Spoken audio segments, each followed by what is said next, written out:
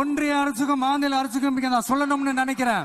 ஏர்போர்ட்டே வரக்கூடாதுன்னு நான் சொல்லல, இந்த இடத்துல வரக்கூடாதுன்னு நான் சொல்றேன். நம்ம அரிட்டாப்பட்டி பகுதியில டங்ஸ்டன் சுரங்கம் அமைக்கிறதை எதிர்த்து தமிழ்நாடு அரசு ஒரு தீர்மானம் ஒண்ணு கொண்டு வந்தாங்க. அதே நிலைப்பாட்டை தானே இங்க நம்ம பரந்தூர் பிரச்சனையிலையும் எடுத்திருக்கணும். ஆனா அப்படி செய்யலையே.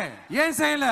ஏன்னா இந்த விமான நிலையத்தையும் தாண்டி இந்த திட்டத்துல அவங்களுக்கு ஏதோ ஒரு லாபம் இருக்குது.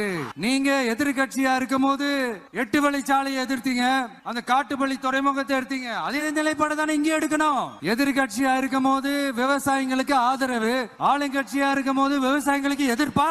உங்க நாடகத்தெல்லாம் பார்த்துக்கிட்டு மக்கள் சும்மா இருக்க மாட்டாங்க. நீங்க உங்களோட வசதிக்காக அவங்களோட நிக்கிறதும் அவங்களோட நிக்காம இருக்கிறதும். ஃப்ரெண்ட்ஸ், டுடே நியூஸ் பேப்பர் தான் ஃப்ரெண்ட்ஸ். இது அண்ணன் பேசுறது ஒரே நியூஸ் பேப்பரில் கூட இல்லை ஃப்ரெண்ட்ஸ். இதுலேருந்து என்ன தெரியுதுன்னா, அண்ணன் அரசியலில் தான் ஃபார்ம் ஆகிட்டார். அவ்வளோதான். நாம தான் 2020